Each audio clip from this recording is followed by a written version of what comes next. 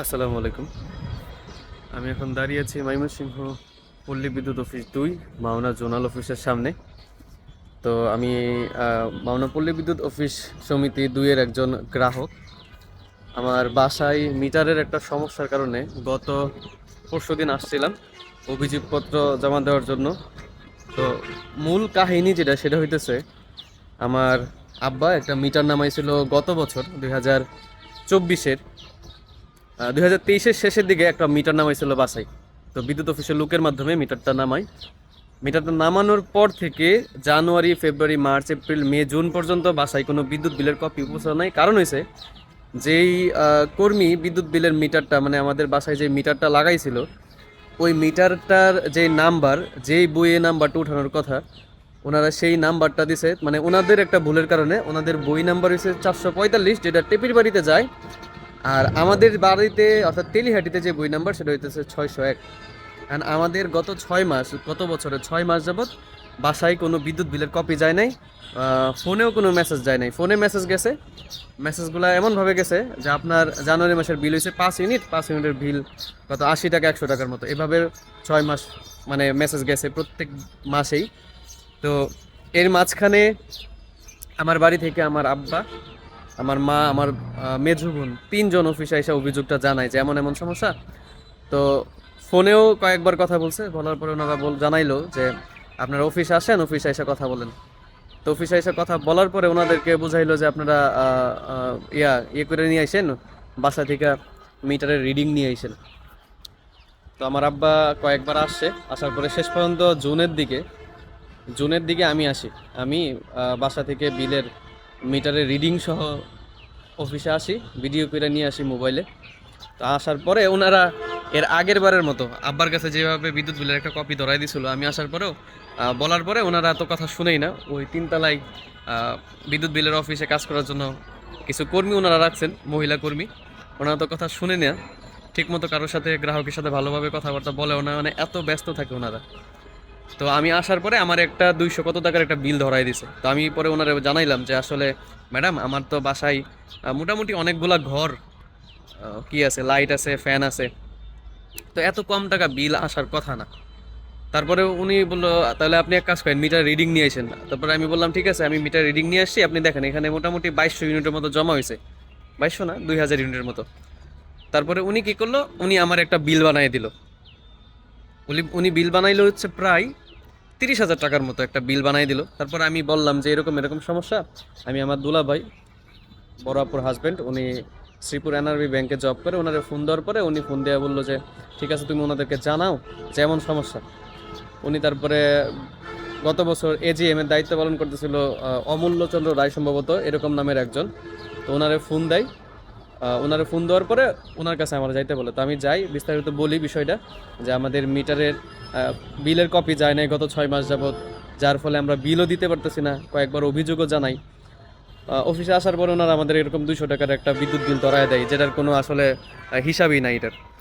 তো উনি পরে ওই যিনি দায়িত্বরত কর্মকর্তা আছে, মহিলা ছিলেন, বিদ্যুৎ বিল বানাই, ওনারা একটু ধমক দিয়ে বলেন যে না, আপনি তো এভাবে একবারে ওনারে এই ১,০০০ ইউনিট, ২,০০০ ইউনিটের বিল ধরায় দিতে পারেন না। তো শেষে উনি কি বললেন যে ঠিক আছে, তাহলে আপনি সামনের মাস থেকে, পর থেকে আর কি, যে বিলটা আসবে ওই বিলের সাথে সমন্বয় করে আগের যে বাকি বিলগুলো ছিল, যেহেতু এখানে ফল্ট আপনারও আমারও, আমাদের কি ফল্ট আমি বুঝি না, হ্যাঁ আমাদের ফল্ট এটাই যে আমরা জানাইছি না এরকম কিছু না। আমার বাবা আসছে, আমার মা আসছে, আমার বোন আসছে, প্রায় অনেকেই আসছে, আমি নিজেও আসছি, আইসা জানাইছি।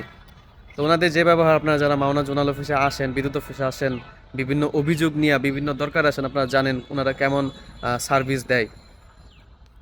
তো ওই অফিসার বলার পরে আমরা ওইখান থেকে চলে যাই। এরপরে ওই যে মহিলা ছিল আর কি আমাদের তেলিহাটিতে, যিনি দায়িত্বে, তেলিহাটির যেই এরিয়াটা ৬০১ নম্বর বইয়ে, তো ওই দিন আমি প্রায় ৩,০০০ টাকার মতো বিদ্যুৎ বিল জমা দিই। আর একটা জমা দেওয়ার পরে ওনারা ওই যে ৪৪৫ থেকে ৬০১, অর্থাৎ টেপির বাড়িতে যেই বিদ্যুৎ বিলটা যাইতো, অর্থাৎ যেই লোক টেপির বাড়িতে বিদ্যুৎ বিল নিত, ওনার কাছ থেকে বিদ্যুৎ বিলটা ৬০১-এ তেলিহাটিতে নিয়ে আসে। আচ্ছা, এরপর থেকে ঠিকঠাক মতোই বিদ্যুৎ বিল করা হইতেছিল আমাদের।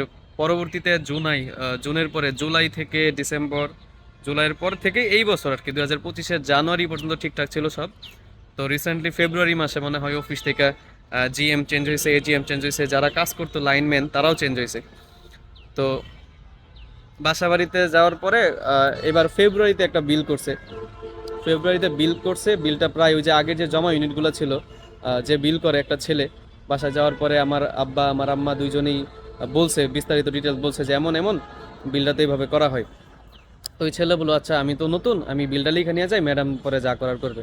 তো ফেব্রুয়ারির যে বিলটা, ফেব্রুয়ারিতে ইউনিট হয়েছে 1903, বাকি যে ইউনিটগুলো একসাথে অ্যাড করছে, ওই যে যেগুলো আগে বাকি ছিল ওই ইউনিটগুলো অ্যাড করাতে বিল আসছে প্রায় হচ্ছে 24,000 টাকার মতো। তো ফেব্রুয়ারির বিল, এই বিলের মেসেজটাও, ফেব্রুয়ারিতে কোনো বিলের কপি আমরা পাই নাই বাসায়। ফেব্রুয়ারিতে বিলের যে মেসেজটা, এটা আমাদের বাসায় গেছে হচ্ছে মানে ফোনের মেসেজে। বিলটা পাই হচ্ছে মার্চের 10 তারিখ। তো আমি আর আমার আব্বা মাওনা বিদ্যুৎ অফিসে আসি। বিদ্যুৎ অফিসে আসার পরে ওনাদেরকে বিষয়টা জানাই। জানানোর পরে তো ওই যে আগের মতোই সেম যেরকম ব্যবহার ওনারা অ্যাজ ইউজুয়াল করে থাকেন, ওইরকমই মহিলারা ঠিকঠাক মতো কথা শুনে নাই। আমারে বলতেছে আপনারা কি ব্যবহার করছেন, আপনারা জানেন না? আমি জিজ্ঞেস করছি যে এত বিল কেন আসলো, কিভাবে আসলো, একটু বুঝাই দেন। বলতেছে আপনি বুঝেন না? আমি বলছি আমি যদি বুঝতামই তাহলে তো আমি বিদ্যুৎ অফিসে চাকরি করতাম। তো উনি আমারে ঠিকঠাক মতো কথাও বলে নাই। এরপরে আমি জিএম এর অফিসে যাই, ডিজিএম অফিসে যাওয়ার পরে ওনারে বলি, উনি মনে হয় সম্ভবত একজন অফিস সহকারী কেরানি। ওনারে বললো যে আচ্ছা দেখো তো কি সমস্যা, আমি পুরোটা বুঝি নাই, আবার 3 তলায় পাঠাও। তো 3 তলায় গেলাম। 3 তলায় যাওয়ার পরে ওই দিন সারাদিন ছিলাম। ওই দিন কয় তারিখ ছিল, সম্ভবত 22 তারিখ।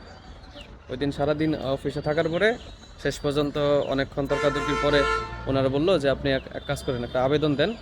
তো এরপরে ওই কাগজটা নিয়ে আই, বিদ্যুৎ বিলের কাগজ নিয়ে, ওই যে যেই মহিলা, নামটা মনে নাই আমার, তো উনি ডিজিএমের কাছে যাওয়ার পরে উনি এইটা বললেন যে সবজি চাষ করে নাকি ফেব্রুয়ারি মাসে 1903 ইউনিট, মানে প্রায় 24,000 টাকার বিল জমাইছে সবজি চাষ করে। ডিজিএমও সেম কথাই বলছে। তো ডিজিএমের অফিসে যাওয়ার পর উনি বললো যে ঠিক আছে আপনি এক আবেদন করে দিয়ে যান। তো আবেদন নিয়ে আসি, আজকে হচ্ছে 25 তারিখ, আমি মাঝখানে একদিন গ্যাপ দিই, অর্থাৎ তাহলে 23 তারিখ আসছিলাম। আজকে আসার পরে কাহিনী হইলো আমি তো, স্কুল থেকে আমি আবার টেপির বাড়ি উচ্চ বিদ্যালয়ে শিক্ষকতা করি। তো ওইখান থেকে পড়ানোর পরে আমার কিছু স্টুডেন্ট আছে, স্টুডেন্টের পড়ানোর পরে আমি 12টার দিকে এখানে আসি, 11:30টায়। তো উপরে যাই, প্রথমে 3 তলায় যাওয়ার পরে জিজ্ঞেস করি যে আবেদনপত্রটা কার কাছে জমা দিব। তো উনি আমারে পাঠাই দিল নিচতলায়, 2তলায় যাওয়ার পরে যে যেখানে তথ্য ইনফরমেশন ওনারা রাখেন, ওইখানে একজন মহিলা ছিল, ওনার কাছে যাই। তো উনি বললো যে আপনার যেহেতু এই সমস্যাটা, আপনি এক কাজ করেন, এটা ডিজিএম এর কাছে সরাসরি কথা বলেন, ডিজিএম এটার একটা সলিউশন দিতে পারবো। তো আমি যখন প্রবেশ করি, উনি কতক্ষণ ছিলেন, 5-10 মিনিট অফিসে ছিলেন, আরেকজনের সাথে কথা বলতেছিলেন। যেহেতু কথা বলতেছিলেন সেই জন্য আমি আর ইন্টারফেয়ার করি নাই। এরপরে উনি উঠে গেলেন, দাঁড়ায় বলতেছেন যে আমি এখন বাইরে যাব, পরে আসা কথা বলতেছি। সেই 12টায় বের হয়েছেন উনি, আমি ওয়েট করতেছি ওনার জন্য। এখন বাজতেছে হচ্ছে প্রায় 2:30, 3টা বাজতেছে, এখনও মাওনা বিদ্যুৎ অফিসের ডিজিএম এর আসার নাম নাই। আজকে হয়েছে 25 তারিখ, ওনাদের আবার অফিস টাইম নাকি 3:30টায়। তো এখানে যেই গ্রাহকের যেই ভোগান্তিটা আমি এখন পোহাইলাম রোজারাই খাই, যে এত কষ্টের মাঝখানে। ডিজিএম এর নাম হচ্ছে কি জানো, সুশান্ত রায় সম্ভবত, না প্রশান্ত রায়। উনি কোথায় গেছে উনি নিজেই জানেন। শেষ পর্যন্ত আমি বাসায় ফোন দিলাম যে এরকম এরকম, এখন পর্যন্ত উনি আসে নাই, আমি কি করব, আমি কি পয়সা থাকবো নাকি চলে আসবো? বাসা থেকে বলতেছে যেহেতু ডিজিএম নাই তুমি চলে আসো। শেষ পর্যন্ত আমি অফিসে ডিজিএম এর হয়তো যেটা সহকারী, যিনি সহকারী, ওনারা জিজ্ঞেস করলাম, মহিলা একজন কর্মরত আছেন, ওনারা জিজ্ঞেস করলাম ডিজিএম কখন আসবেন। বলতেছেন আমার জানা নেই ডিজিএম কখন আসবেন, ডিজিএম এর বাসা এখানেই। আবার আগামীকাল 26 তারিখ আবার সরকারি বন্ধ, তাহলে আমি আগামীকালকেও আসতে পারতেছি না। পরবর্তীতে 27 তারিখ আমার আবার আসা লাগবে, আজকে 2 দিন 3 দিন। এই যে এতক্ষণ যাবৎ আমি বসে রইলাম, একটা ভোগান্তি। মাওনা বিদ্যুৎ অফিসে এরকম ভোগান্তির শিকার আমার মনে হয় যে প্রত্যেকটা গ্রাহক এরকম ভোগান্তির শিকার হচ্ছেন আপনারা। আহ, কিছু বলার নাই এখন। আমার পরবর্তী পদক্ষেপ কী হবে বলতে পারতেছি না, দেখা যাক। আবেদনটা দেওয়ার পরে ডিজিএম আবেদনের প্রেক্ষিতে কি করেন। যদি কিছু না করেন, আমার মনে হয় যে সাংবাদিক ভাই যারা আছেন আমার তাদের কাছে দ্বারস্থ হওয়া লাগবে। ধন্যবাদ।